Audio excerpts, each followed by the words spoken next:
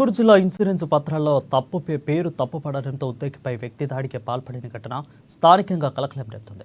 జిల్లా ఇన్సూరెన్స్ సంబంధించిన పత్రాలలో రేపు తప్పు ఉండడంతో ఇన్సూరెన్స్ ఉద్యోగిపై కందుల శ్రీనివాస్ అనే వ్యక్తి కక్ష కట్టారు. ఇక తర్వాత వెంట తెచ్చుకున్న కత్తితో కందుల శ్రీనివాస్ ఉద్యోగి పులిగట్ట రాజేష్పై దాడికి పాల్పడ్డారు. అయితే దాడిని పోలీసులు అడ్డుకోవడంతో విచక్షణ కోల్పోయే వారిపై కూడా దాడికి తెగపడ్డాడు. ఇక రాజేష్కి తీవ్ర గాయాలు కావడంతో ప్రభుత్వ వైద్యశాలకు తరలించారు.